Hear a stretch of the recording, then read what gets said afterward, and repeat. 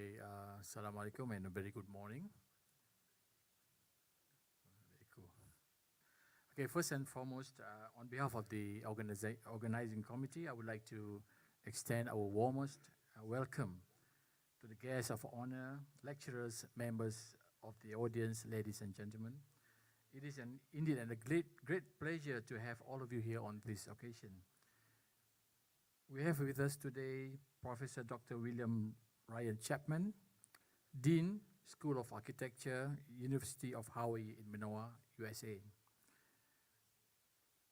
Associate Professor Dr. Ng Siu Phon, Director of UMK International, the leader for Project of Preservation of the REBANA KERCING of Kampung LAUT, Kelantan, Malaysia. Associate Professor Dr. Tan Se Guan, Deputy Dean of Research and Innovation, FTKW. Deputy Deans, Head of Departments of University Malaysia Kelantan, lecturers from the College Community Kuala Terengganu, representatives from the industry, and finally the academic and non-academic staff of UMK, organizing committee, ladies and gentlemen. Welcome to the talk on Arts and Architectural Heritage Conservation by Professor Dr. Wiliam Chapman. Professor Chapman is currently the Dean of the School of Architecture, University of Hawaii at Manoa. Prof. Chapman comes from a background of architecture and archaeology. He is a professor in historic preservation, Asia-Pacific architecture and architectural history. His area of interest would include architectural history, historic preservation, urban conservation, vernacular architecture, and he received his master's degree in historic preservation from Columbia University and his PhD in anthropology from the University of Oxford. This talk is aimed to be a platform to share ideas on the arts and architectural heritage conservation. Without further ado, I would welcome Prof. Chapman. Please take the floor. Please welcome Prof. Chapman. Thank you so much, Raj, and thank you all of you for your tremendous hospitality and my first engagement here at the University of Malaysia, Kelantan. Is this okay? You want to hire for me?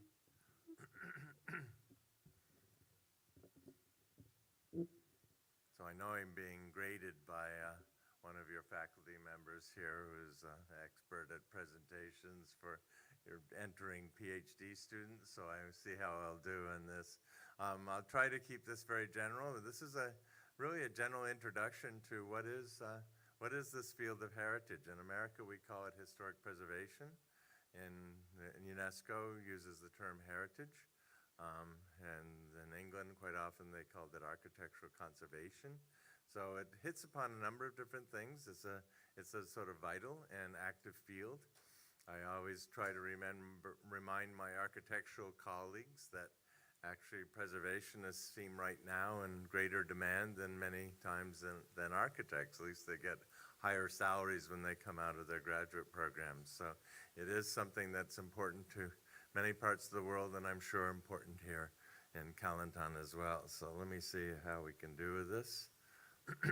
So a lot of my work has been about monumental sites. So I started working in Southeast Asia 30 years ago, and I got pulled into a project in Angkor, in the greater park at Angkor. And that's a very special kind of historic preservation. It's one that is practiced maybe a little less in Malaysia because you don't have these monumental sites to the same degree. You have some, but not many. But this is something that's very central to conservation in Thailand, Cambodia, Myanmar, to some degree Vietnam as well. But, you know, preservation comes home in places like New York City, where I got my training. And so it's, again, a very big part of the daily planning life of a city like New York. I have two daughters in America, and one of them has a master's degree in planning with a certificate in historic preservation, and she's working for the city of Los Angeles, which now has, I think, 36 historic districts. And it's a very important part of the planning and the future of the city of Los Angeles. So many more mature cities begin to recognize that what's left of the past is a really important part of their future.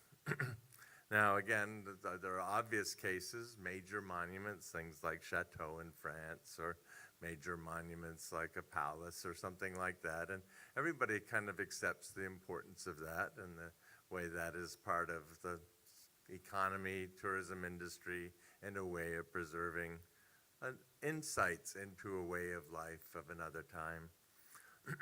But in other parts of the world, it's been not just a single site, but whole areas, districts, cities, in fact. I had a former student and when I was teaching at another university, who went on to become the head of conservation for the whole state of Oaxaca in Mexico, which is a large state in the south.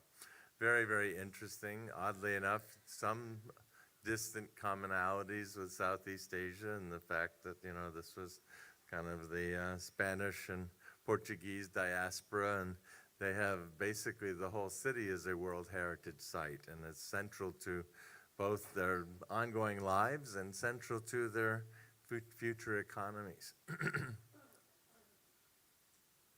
Okay, so a lot of my work too has taken place in Thailand, and there's a great debate between living sites and dead sites. Some of you may have visited Sukhothai or Ayutthaya, and those are basically archaeological parks. But there's also a lot of historic temples, historic palaces, and other buildings that fall under the purview of the Fine Arts Department. And they are involved in trying to find some balance between completely renewing a place and preserving something of the past, but also being able to move the building into future times, right? So I kind of divided this up by materials in a way. So you'll see different walls and things that kind of provide chapters. But this is about preservation education. What goes into preservation education if you're going to be developing a preservation program? So, the media, the medium of instruction is much the same as many other things. It's much more, in a sense, hands-on and more in the field than, say, a typical architect's education. So it often involves lectures. It may involve studio work as well. Measured drawing is still a kind of major part of any preservation program, a way to understand buildings more intimately than you would ever get from using higher technologies. And then on site, archaeology in many countries merges very completely with preservation. In China, preservation falls under the basically archaeological departments in the universities. So it's been taught through archaeology more than other places. So it's sort of like coming from the bottom up.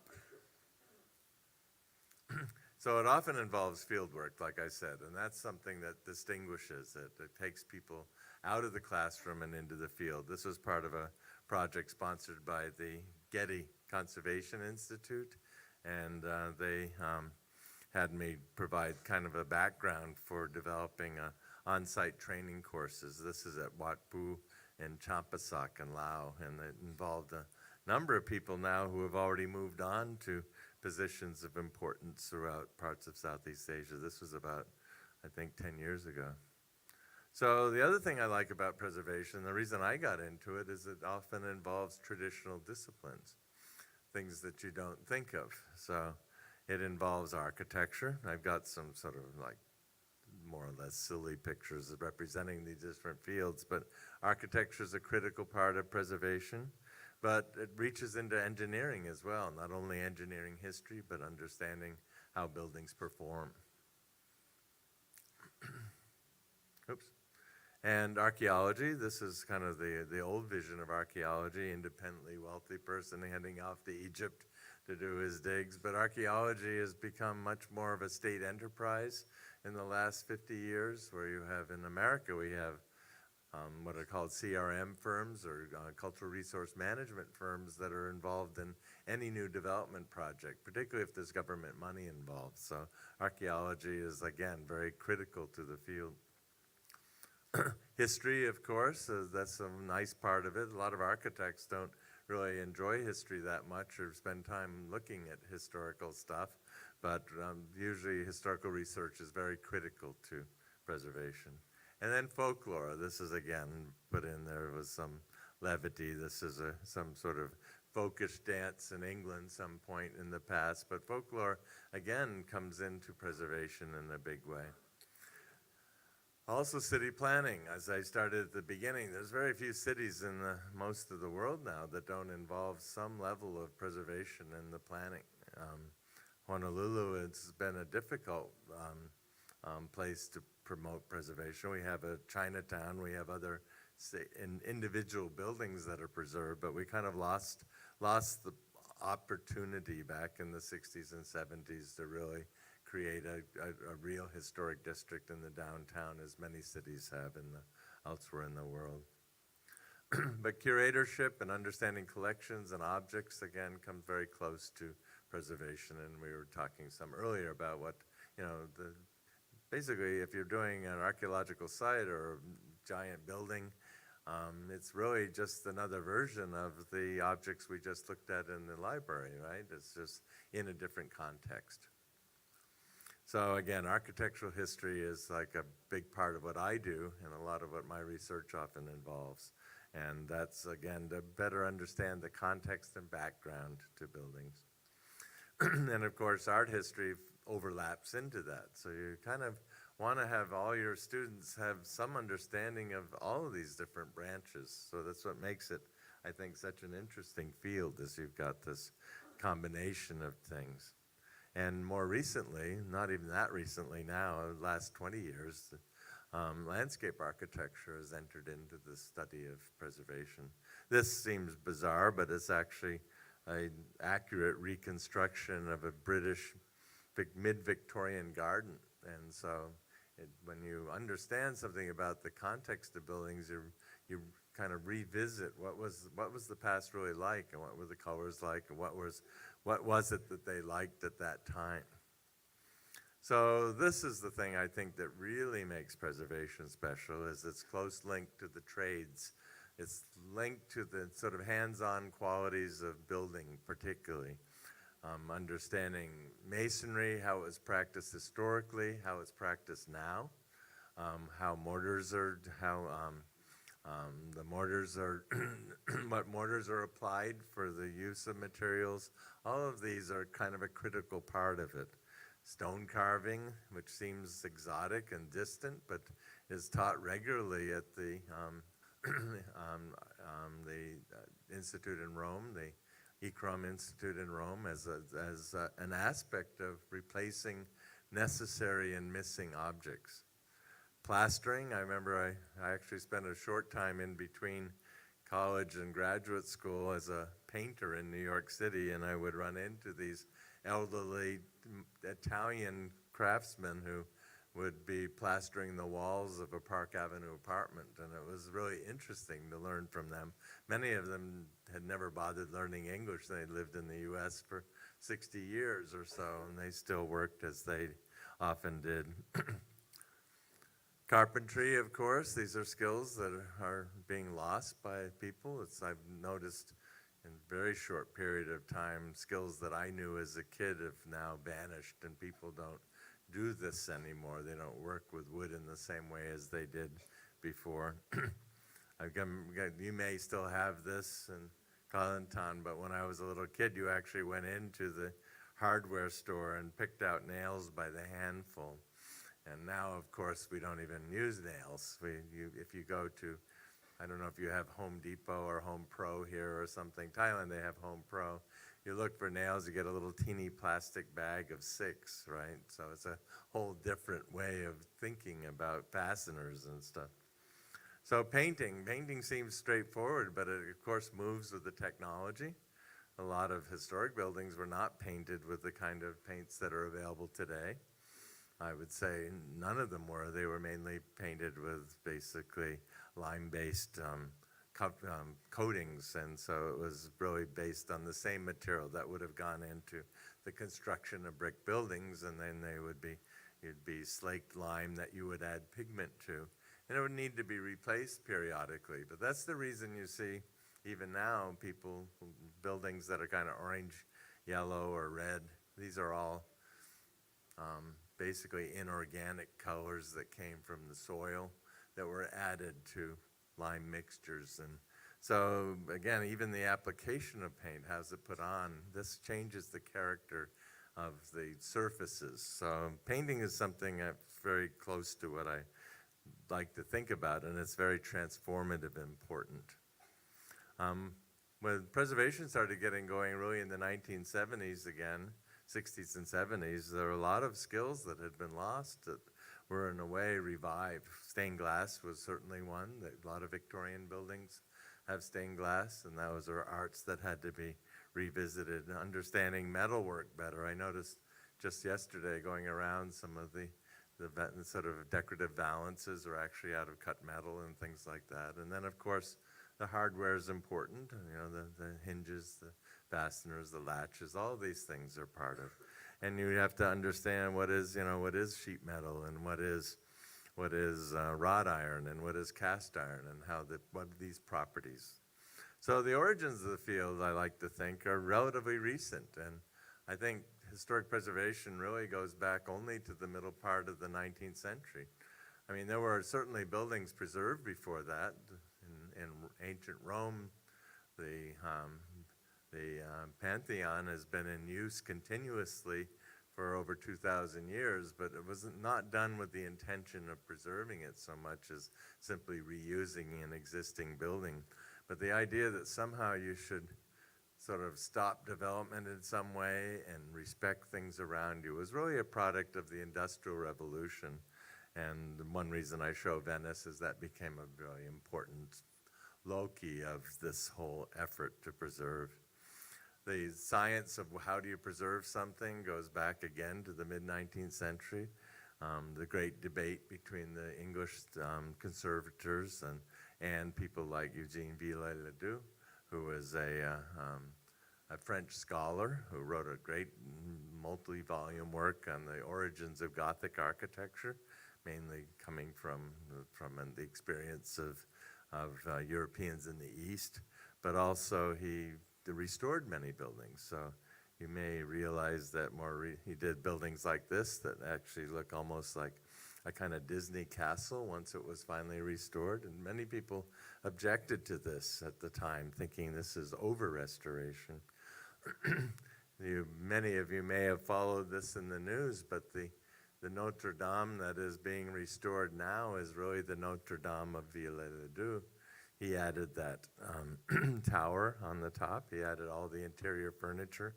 He restored this building in the 1850s to be what it is today. And when there was a talk for a little while about maybe they would add a modern tower and things, but the general decision of both the French people and the conservation community is it gets restored not back to the 11th century of its origin, but back to 1854 when Villers-Ledoux worked on it. So this is really the voice of the opposition to this idea of restoring buildings to some point in their past. And this was John Ruskin, and he believed that history was accretive or added to, and that buildings needed to be respected through the changes that they've experienced over time. He went to Venice again in the early 1850s, wrote 3 volumes on the stones of Venice, spent his honeymoon out looking at old buildings, drawing pictures of them, and created a typology to understand the development of architecture within Venice, and left this legacy of almost the kind of picturesque understanding of the past, buildings as they've changed over time and show their age.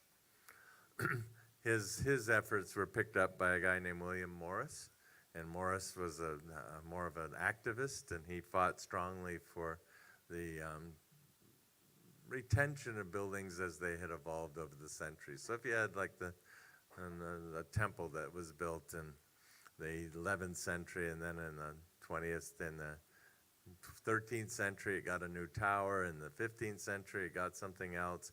He argued that you should keep all these things as an evidence of the building's past.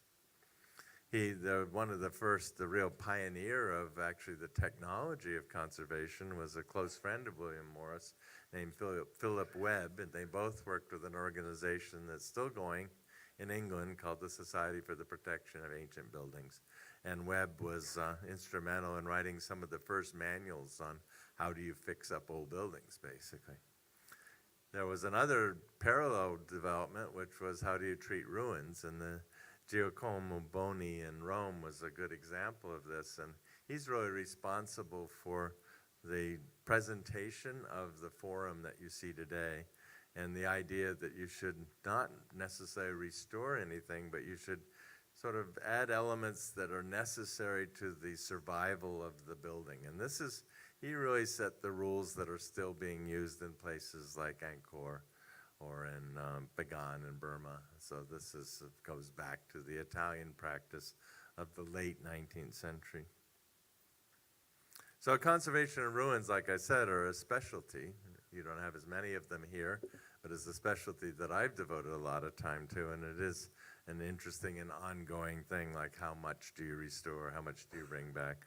At the Colosseum in Rome, they've decided actually to replace the whole floor now.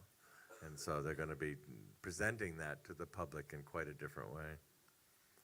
All right, so I want to say a little bit about the American experience. I did get to visit the American corner at the library, so I figured I better, since the embassy's paying for this trip, I should say a couple things.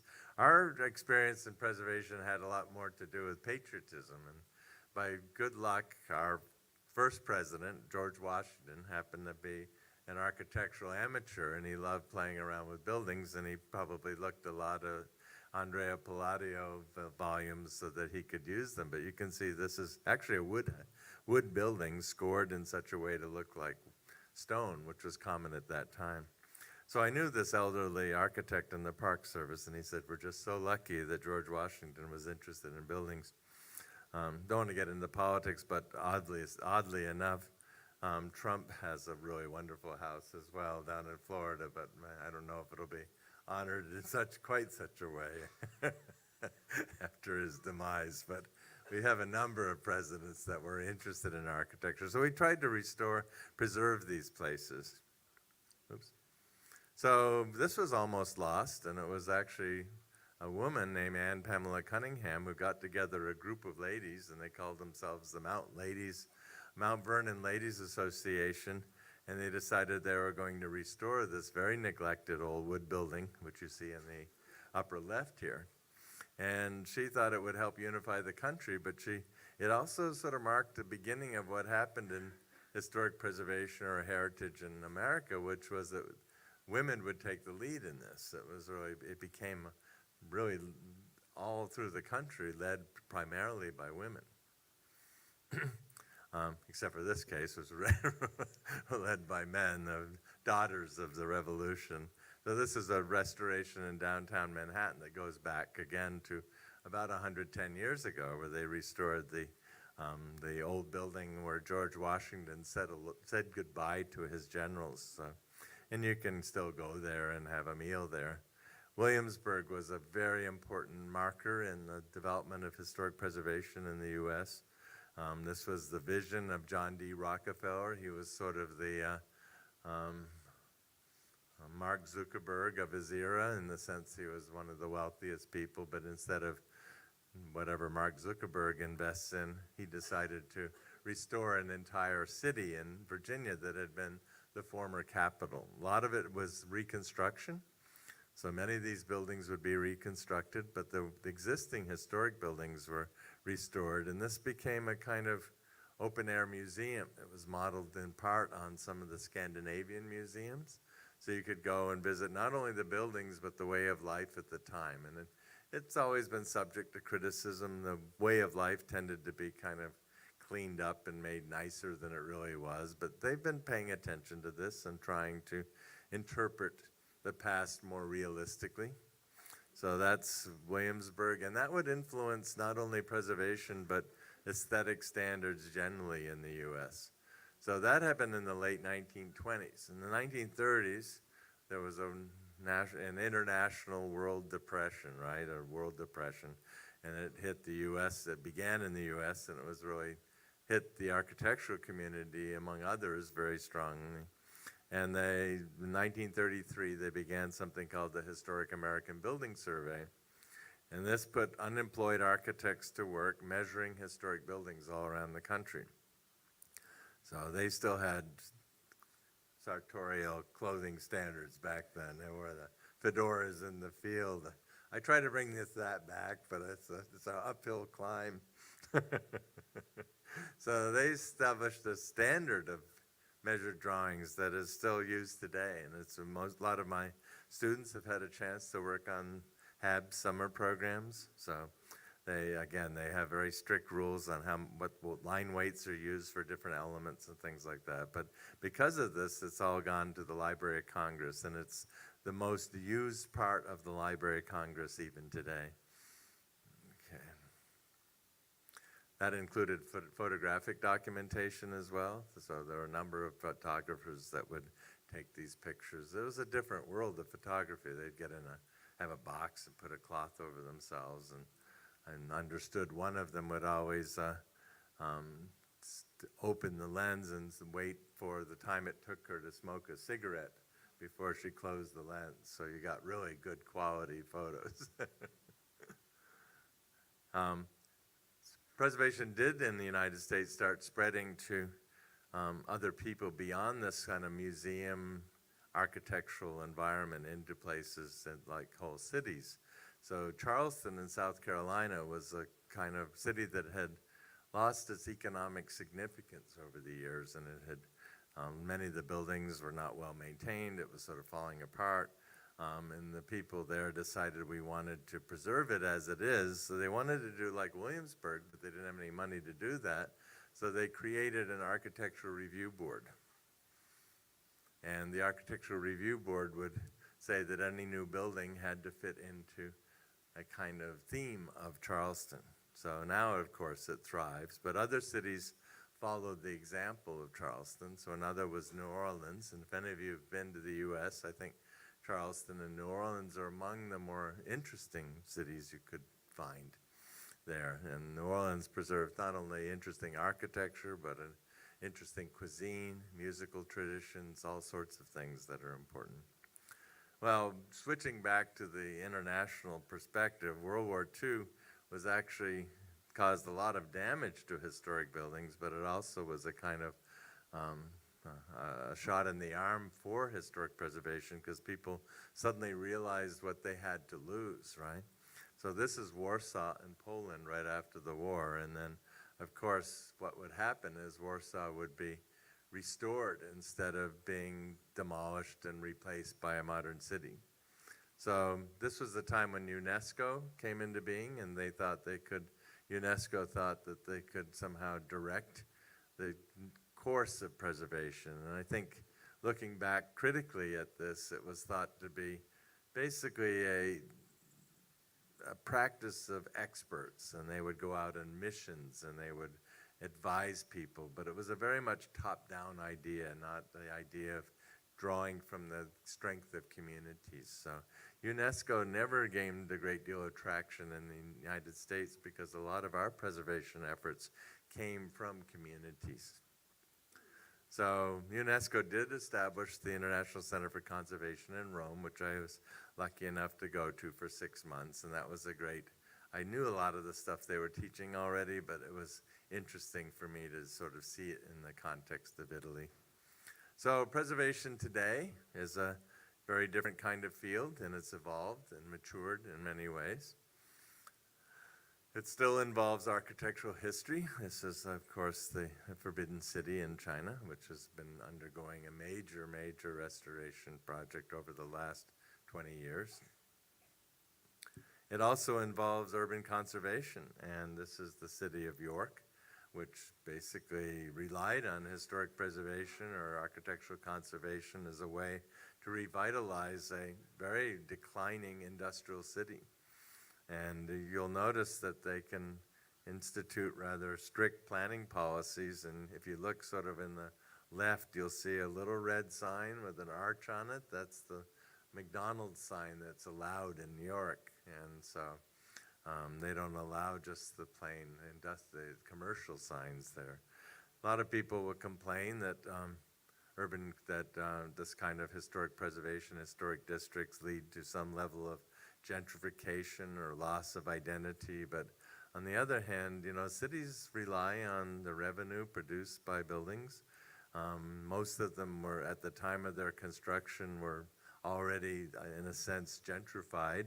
And it's really been the decline of these cities that's resulted in that. And a lot of studies have actually indicated that the rehabilitation or restoration or repair of historic buildings and historic districts actually results in a net increase in the number of housing units. So preservation often gets a bad name from the planning community and to some degree from architects because they somehow seem to stifle the creative spirit or the rational approach of planners. But this is, I think, been probably the most successful planning tool in the late 20th and early 21st century. So historic preservation planning is now a major field. Like I said, my daughter's involved in this. I think they've done the work to create another 62 historic districts in Los Angeles. This all began because the Getty Conservation Institute paid for a massive survey of the whole town. The same has been going on in Chiang Mai in Thailand, and the Chiang Mai people have really kind of embraced the idea of trying to preserve what makes their place unique and interesting. Same historic gardens are going all around the world. They're being reinvestigated, and even in Hawaii we have a palace with the parking lot around it, and I'm hoping soon we'll get a Victorian garden around it as it once had. Rural landscapes and understanding how these things change. I had a wonderful ride out here, and there's just so much of interest, from the rice paddies to other sorts of agricultural crops that really help define Kelantan and give it its sense of identity.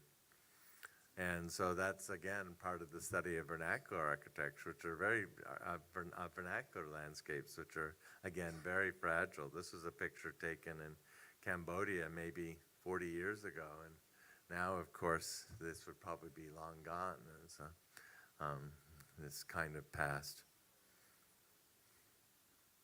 So architectural recording, like I said, is a key part of it. So even if you don't save buildings, you record them and learn from them.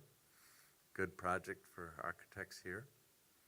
Site documentation, still important, and trying to understand how these places evolved.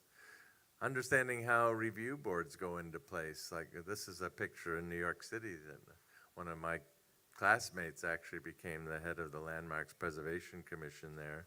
So she let me sit in on one of their meetings. And so it was very interesting to see their discussions about new buildings being introduced to historic areas. If any of you have been to New York, if it hadn't been for the very sort of forward-looking historic preservation law that was passed in 1966, much of what you go to visit and see in New York wouldn't be there. The whole of Soho, which has become a big generator of arts and other sorts of industry, would have been torn down for housing projects, and that preservation has not been involved. I actually knew the woman, her name was Margot Gale, and she single-handedly led the effort to fight against the redevelopment of Soho. She'd walk around with a magnet to see which buildings were cast iron. So it was very nice and interesting. She died at 103 or so. So preservation's good for longevity, I think. So a big thing is site management, right? I mean, some sites get too popular. And in Cambodia, there are not that many people at Angkor in a given day, but they all want to go to the same places.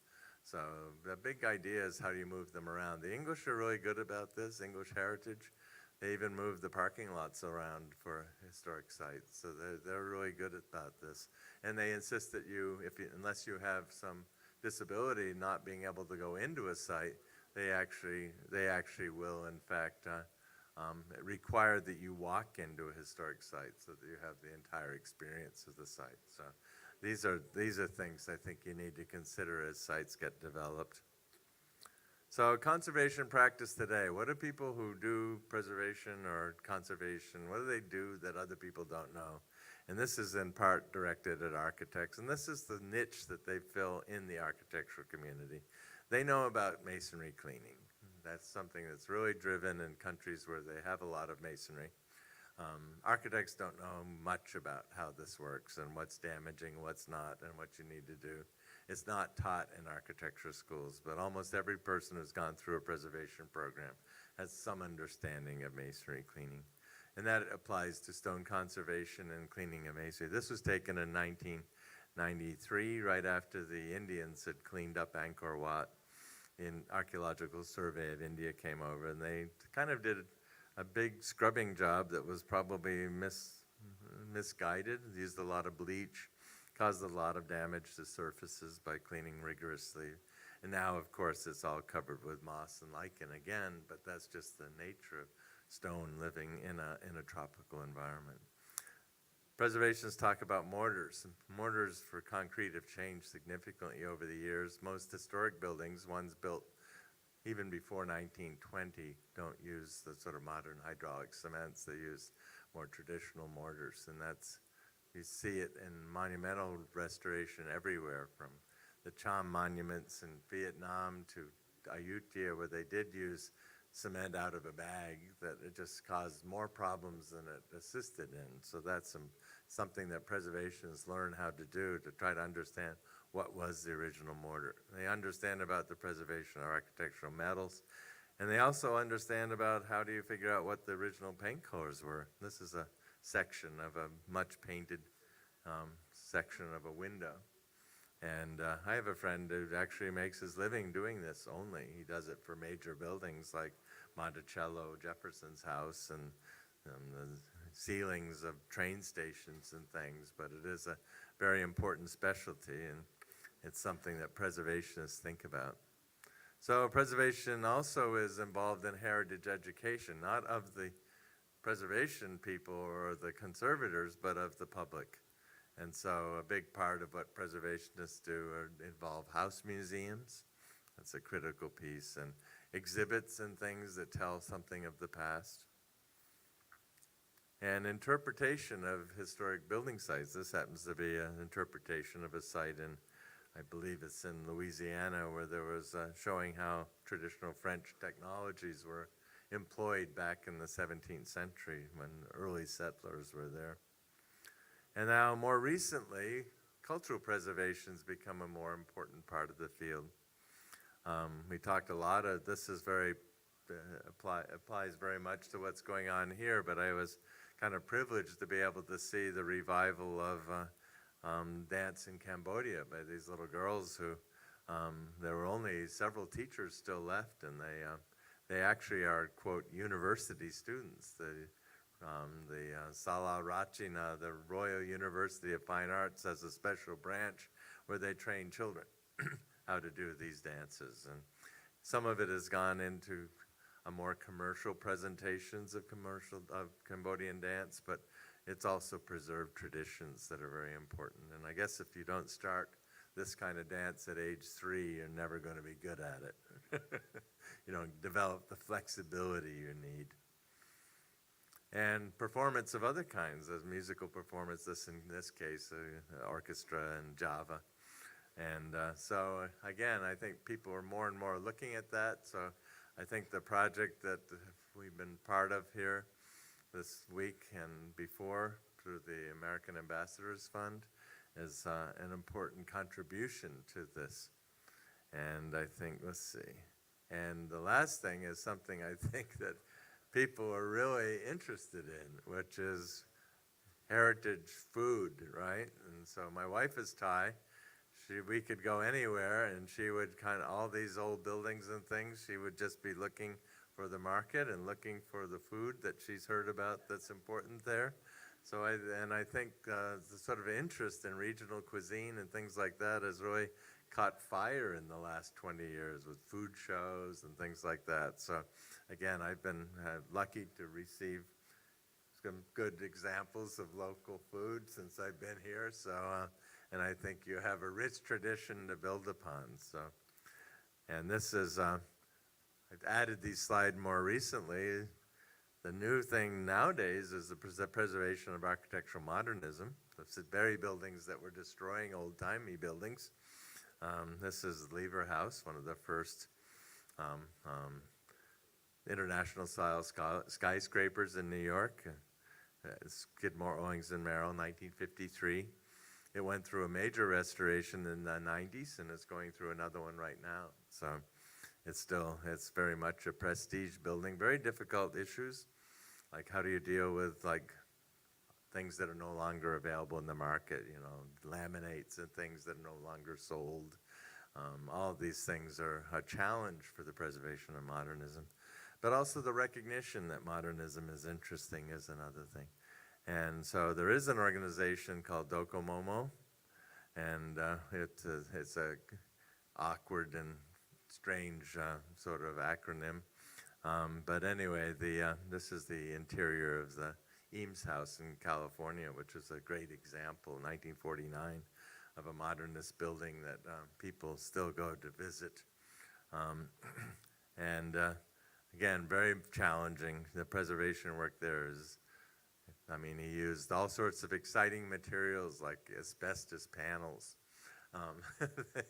things that we can't really use anymore, and even getting them off is dangerous. And then the steel, oh my goodness, it rusts. I didn't thought of that. And so how do you deal with rusted steel that wasn't meant to be preserved forever? So this is, I think, something you can get architectural students much more excited about because they are interested in their own legacy, and modernism is still important to them. And sustainability, Jan and I talked a little bit about this, incorporating historic buildings into future planning and development is kind of a key feature. And many people argue that if you can't preserve, the most sustainable thing you can do is preserve an old building, right? And so you don't need to replace the material. It's got all this embodied energy and material. Even if it's a concrete building, the damage is done, right? So I think these are things that are, so the whole issue of sustainability, preservation is very aligned to that. So if I've not been too long or too short, I think I've reached the end of my talk. So thank you very much. You're a very nice audience. So, and thank you again for the really nice introduction, Raj. So.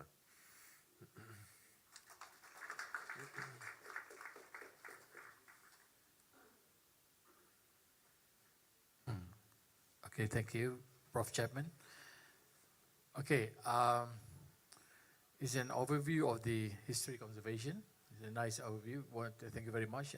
We have looked into the history of conservation from Asia to United States and Europe. And also we looked into the idea of community agency in conservation rather than just top-down policies. And also we looked into vernacular and cultural landscapes, issues of identity, conservation techniques and education. And lastly, we looked into the local culture, performing arts, and also food. Okay, now we are open to question and answers. Whether if you have any questions or comments, we open to the floor. Please, there's a microphone in the middle, especially from those from the architecture school or anyone interested in architecture, conservation, history in general, please. Okay. Okay. Good morning, Prof.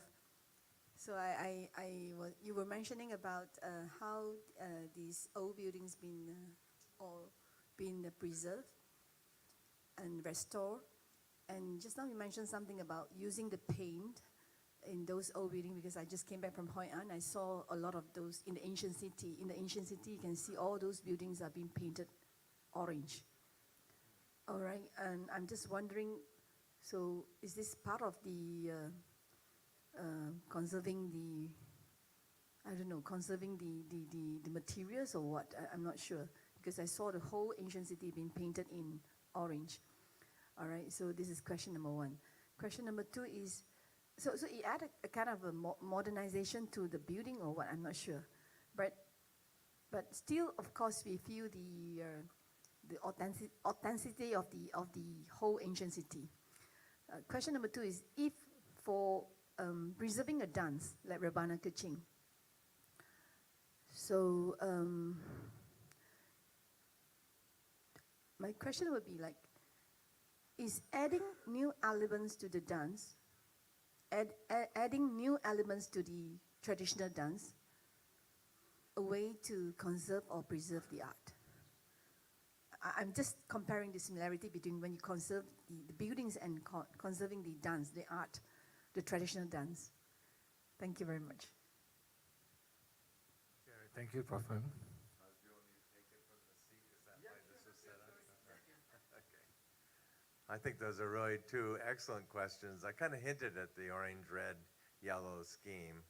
I think what Hoi An is doing is probably mimicking the color that was originally on the building, which would have been an orange sort of ochre color. I don't know if you... Pigments until the 1880s, pigments were very expensive. It was really hard to buy colors.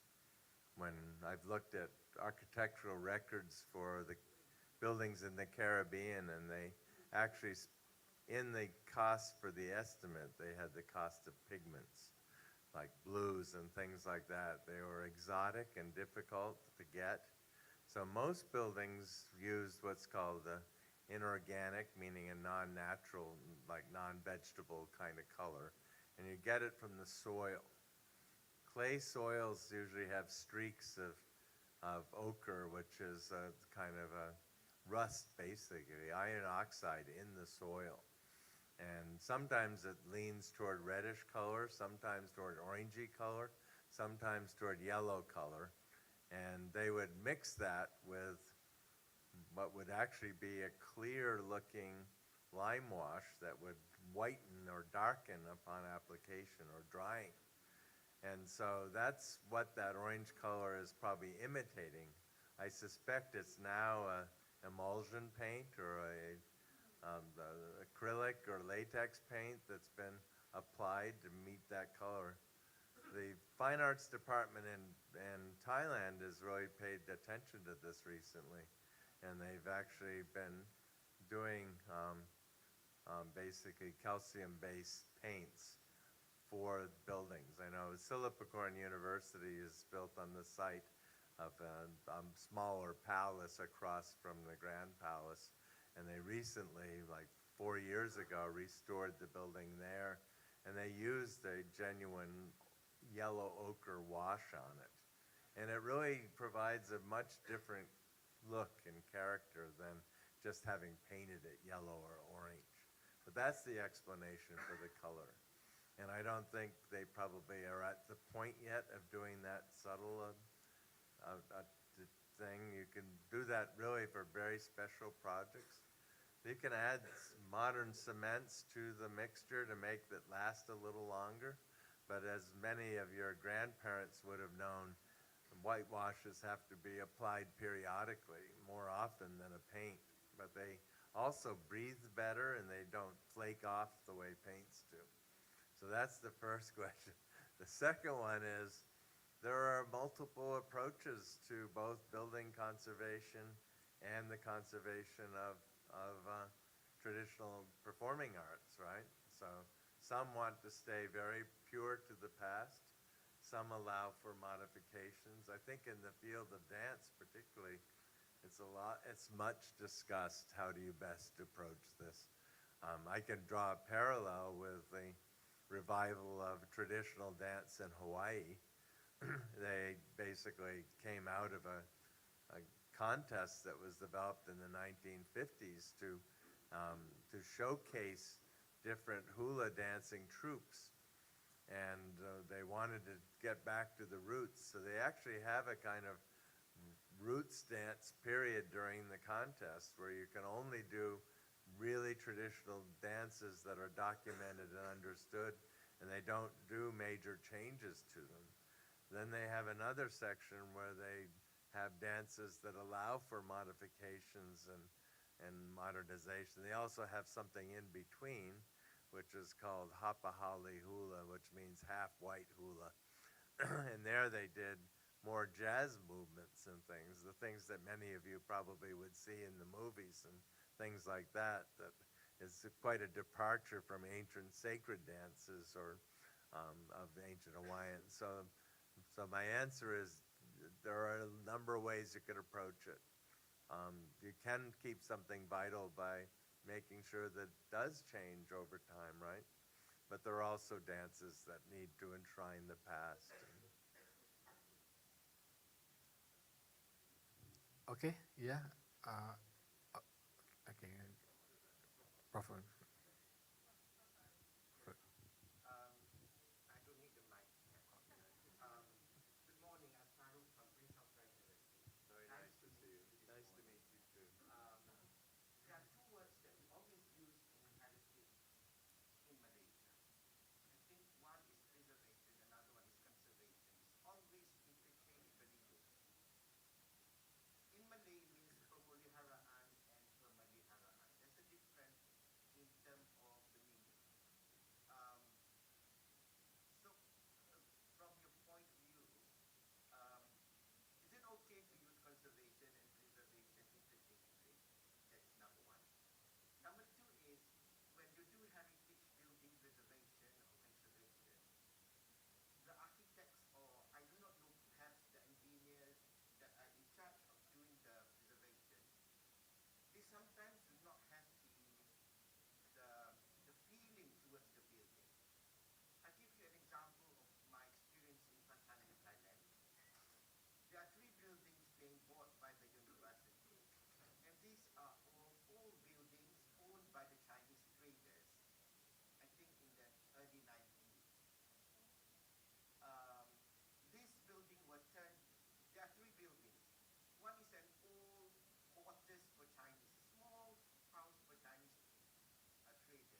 And there was not much being done to the house, and it is like that. And it is one of the most popular house to be visited by people from Bangkok. The second house is owned by one of the Chinese traders, which is being not changed, it is refurbished as it is, but not much change. Another building is a yellow building, we call it, which is being changed, and nobody wants to go and see the house. So this is the dilemma of architectural preservation, because the architects do not really have the feelings of the whole existence of the building. I think you might want to say something about it. Well, we now have a tradition of two-part questions always, so I have to try to remember two. Please, no more than two parts, right? So the first one, the U.S. is actually kind of unique in using the word preservation. The rest of the world probably uses the word conservation. But we did enshrine it in our public policy. And so when we've had grants programs, or if people get, we still have a program that gives tax credits for people who fix up old buildings. They have to name what kind of intervention is going on, what they're doing. Preservation has been enshrined there to mean the kind of thing that William Morris and John Ruskin emphasized, which would be minimal change. So preservation would be minimal change. Restoration would be to return a building to some period in the past. That's a technical term. Stabilization would be simply to make the building waterproof and keep the rain out and hope that eventually you have money to fix it up. So we do have these terms applied in a technical way. I think in a way it was too bad we didn't align with conservation, because, you know, there's the conservation of natural heritage, right? That is conservation. And I think historic preservation's always wanted to be aligned with the environmental movement. So in some ways, it's better, I think, to stick to conservation, because it brings you closer to the environmental movement, which probably gets 98% of the attention that buildings would get, old buildings would get. So are you a Thai speaker? Are you Thai? Neat หน่อย well, so เกี่ยวกับธรรมชาติ right? so, so that's one thing. I don't want to condemn all architects, because some architects have become restoration, preservation, conservation experts. The Architectural Association in London used to have a course in this, and a lot of architects do move in that direction early on. I think the temptation, at least for my students, is to go to work for one of the big firms, and so it becomes a kind of niche. And we do have people that do that as a niche, but it's harder to be in a small firm. A lot of big firms on the mainland part of the U.S., in California, New York, they're big enough to actually hire historic conservation experts to be part of the firm permanently, because they can do work all over. And I have friends that are in that field. I have a friend in Chicago. He works all over the world, but he also works on, like, the Unity Temple by Frank Lloyd Wright. So he does buildings of known significance. So again, architects can do it, but you're perfectly right. Many architects feel they know what buildings are, and I've had to deal with them all my life. And my daughter, I told you, was in the same profession, and every now and then we just look at each other and say, God save us from the architects. They usually want to do something creative, and that's often the problem. I've remembered when I worked in the Caribbean, there was an ancient 300-year-old plantation house that had one building and then one beside it. The architect said we had to put one on the other side because symmetry was obviously important, and that had never existed in the past, correct? So again, I don't want to beat up on architects. Many are very sensitive to these things, but they usually aren't trained in conservation, and they would be well advised to, if they don't know what they're talking about, to find somebody who does. So I hope that answers your two questions. Okay, thank you. Yeah, one. Okay, Cik Din dulu. Cik Din first, and then Brent. Oh, yeah. Good afternoon, Dr. Professor. I'm Muhammad from Singgora. Okay, at the first times, I built the house, which is using the recycled wood and using the what we call Malay houses concept. So from first stage, I'm promoting about the old house to conserve and preserve our heritage, means Malay houses, but less people come in. After that, I use to serve them traditional food, a good food. So they come in and they say, wow, while eating a good food, they also see a nice house and taking a photograph. My question is, what about the awareness of, the peoples? It is started by, from the childhoods, or governments governments give some promotions to make more aware of the peoples, to love and to conserve and preserve the old buildings or old foods. Understand my question, Prof? I do. Yeah, thank you very much. And it's only one question too, so thank you. I was waiting for the second question. I think it's all a package too. I think to be in a traditional building, having an experience of traditional food enhances both, right? And if you ever get a chance to go to like a place like Williamsburg, they actually will be serving 18th century kinds of food, and it does make it very interesting, right, to see what people ate in the past. I think people learn about the past and heritage through TV. They learn through talking. Some people have more of a kinship or liking for it. I know my wife has never been but she's Thai. They like new things.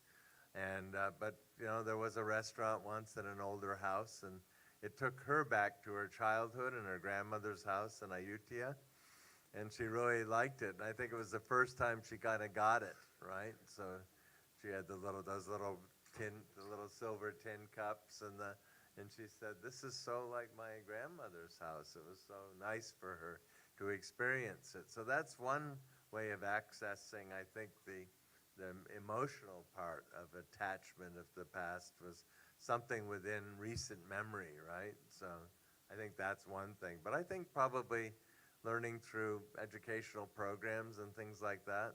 I look around the city and I see tons of really nice, much neglected wood houses that really could use attention. There are challenges, right? I'm sure there are ownership challenges, like who owns the land, people wanting to hold on to it for future development, the lack of parking. There are many of these things that really impact the ability to preserve those. I think I sit on this UNESCO Asia Pacific Awards program every year since 2001. And the first year we had a traditional Malay house moved into KL. Do you know anything about that one? And it was a lot of debate, like, should it be moved? Because internationally they say you should move them, right? UNESCO says never move a building. But Americans have always taken some issue with this because we have a historic tradition of moving old houses, even before they are being moved as old houses. We had a tradition of wood construction. The Europeans, who dominated UNESCO at first, had a tradition of masonry, so they were appalled the idea that you could move a house. But, we see it happen even in Hawaii. It's a kind of a reasonable cost. The main problem with moving houses is the overhead wiring. But you can cut them into sections, or you can partially dismantle them and move them. And I think there's probably a case to be made. There's an Australian guy in Cambodia saving houses that would otherwise be demolished and fixing them up for use by people. So maybe moving is one possible way. It's not the preferred idea, but often sometimes, it's sort of like the mosque we saw. If they hadn't moved it, it wouldn't exist. So I think that's something that you might consider more, but I think it would be a wonderful project to simply document all the old buildings in the city, right? Because behind every wall or behind every sort of horrible looking 1960s building, you can see a little roof peeking up, and the idea that somehow we could get a handle on what's still there would be really interesting. And maybe you could generate some interest in the preservation of those places. But rest assured, if you're a preservationist, you're always going to be in a small club. You have to fight for it. So. Okay, Jadin. I think you're referring to the house in Chowkit. Rumah Degil, apa dia panggil tu? They call it the stubborn house. So they moved it to another place. Yeah, it's beautiful. Yeah. Okay, Jadin. Thank you, Prof, for the wonderful sharing. And I just want to get your opinion on nowadays, as we can see the changes in the field of built heritage conservation, especially from the material base to the value base. Whenever we try to broaden the value for a certain heritage site, but the impact is the emerge of the conflict between the stakeholders, which they believe they cater the different kind of value that happen be in the same site. Especially especially on the religious side, and particularly the side that some party believe they have like what we call the sacred side or something, right? So when normally architecture value is very dominant, that's why I can understand this is we are very much talk about the materials for sometimes, and only then people say that Burra charters is where the peak when people start change the ideas about from the material base to the value base, And then nowadays we try to extend this idea. Even people start like Gamini start giving new ideas about living heritage site. The people that is limitless, as long people believe this is people involved, and then it can be heritage. So I believe you have very vast experience, especially in Southeast Asia, where people very close to the certain heritage site because of the religious practices and everything. But the government, normally they are very much on architecture value, and sometimes they try to limit, especially when on the expansion, or when the, what we call the community need a bigger space for them to, like the mosque, like mosque, or even from other type of religious building. So try to limit the architecture value is quite clear, but try to cater their needs on the other value, like the social or the religious value. Sometimes it's kind of like limitless. The bigger, the more is the better for them. So what is, based on your experience, what is the best strategy to overcome, to meet, to balance all these value? Thank you. Thank you. That was a very sophisticated question with a lot of stuff to unpack, and it's part of it. It was an interesting challenge. I mean, this is what I face all the time.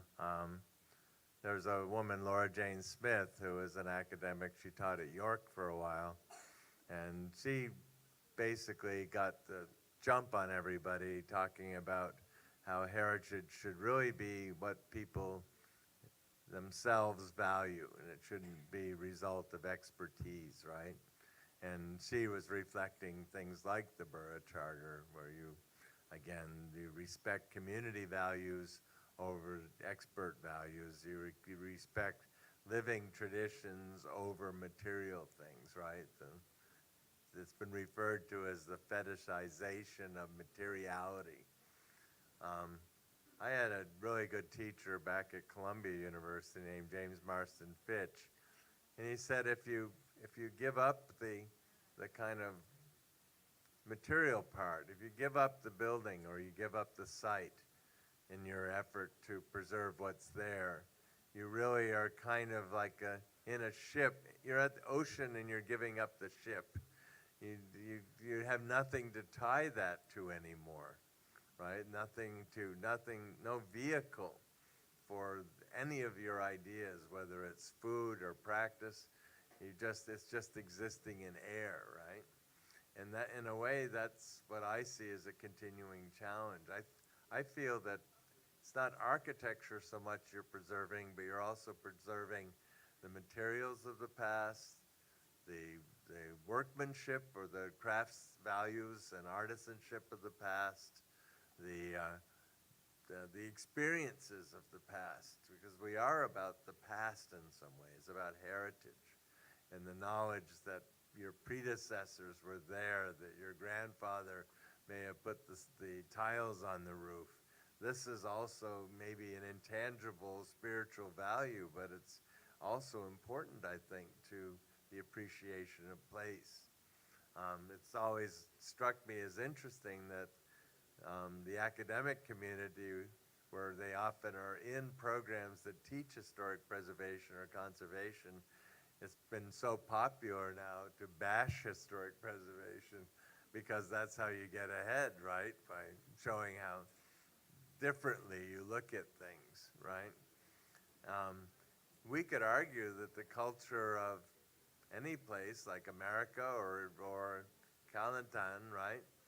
Why are we not valuing the commercial capitalist culture? They always want to knock down buildings, and that's what they do. And so we're denying them their right to do what they want to do, right? And that's probably part of our culture, importantly, today, too. And I don't think that's true, right? And we're trying to fight that kind of thing. So I think I kind of liked the question before about how important it is to experience food in the context of a traditional space. It adds a different layer of the understanding to the past. So I see preservation in part, or conservation, as time travel, really, in a way to experience another place in another time. And they're teachable, it's a teachable opportunity to understand how things operated before and how people lived before. So I think that's what I think is important. So I know the Australians are very proud of the Burra Charter, and I deal with them all the time.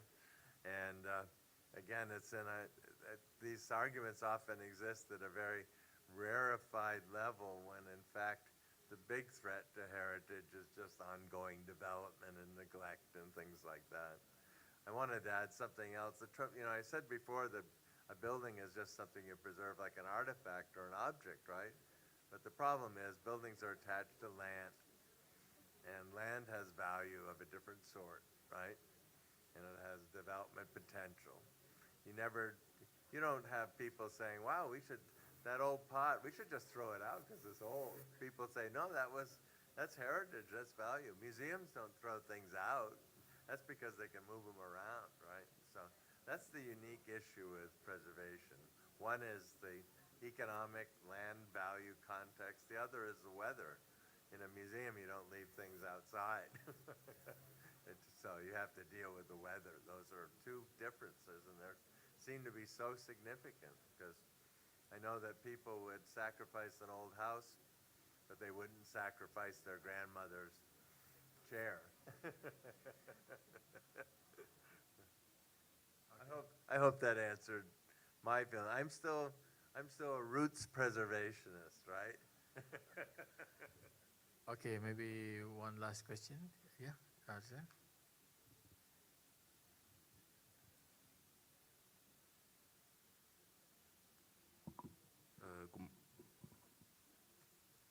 Good morning, Prof.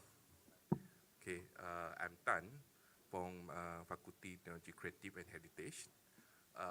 Actually, I'm not the expert in heritage, but I'm in the technologies. I have two questions, since limited no more than two questions. For the first question, I just want to ask how we get the balance between the urban developments and to conserve or preserve our heritage. Since this is now in current technology, sometimes we sacrifice our heritage just for urban developments. So maybe Prof can share how's the policymakers or authorities or the communities we can together to help to handle this kind of issue. So my second question is, now in the 4IR, for revolution industry evolutions, how's the technology, the current technology or the technology can help to preserve or to conserve the heritage, not only the buildings, but in our intangible or tangible heritage. Thank you. These are my two questions. Well, those are two good questions, and I think they're separate enough that I can remember them well. The urban conservation one varies so much from place to place, right, in terms of the history. Like here in Kelantan, right, you're seeing sudden urban development, and you don't have a substantial number of older houses and things that were built in a substantial way, right? They're more almost like rural houses that simply are lost in a bigger urban context, much like Bangkok, right? You just don't have, you have these isolated palaces in Bangkok. Unfortunately, a lot of them have been lost because of people would rather get the revenue from a new condominium there. But nonetheless, I think, but you have a city like New York City, right? And there's a lot of, I think about 2/5 of Manhattan is covered by historic ordinance, right? So that's a significant amount. But you'll notice that the development tends to cluster near historic districts, because the historic districts give value. So you'll see the new high-rises that I think, to my mind, are disrupting the traditional skyline of New York at 57th Street 57th Street was in between two historic districts, so the developers wanted to be near the districts because that had the value, the shops, the scale, the ambience, restaurants, the things they want people to experience. And this was the only little sliver where they could develop. There's nothing to say they couldn't develop in other parts of Manhattan, but they want to be near historic districts. So historic districts have added value for people. They are something that people want to be in or part of. My daughter and I were talking recently about Los Angeles. Even though they have 32 historic districts, for the whole city of Los Angeles, it occupies just 4% of the total land area of Los Angeles. Some planners and others are hitting on preservation as being an impediment to affordable housing, but there's room for affordable housing in plenty of areas that aren't historic districts. And a lot of historic districts are allowing for what are called accessory dwelling units in the back now, so they actually are increasing density of residential use. So I think preservation's often an easy target to say we can't do that. It holds up all our other needs. So again, it varies a lot from place to place. I think the technology part is the architectural recording part, the way you can go into, basically, we have in our community college, and one of our community colleges that we work together quite a lot, and with one of the private schools, they basically have bought the sort of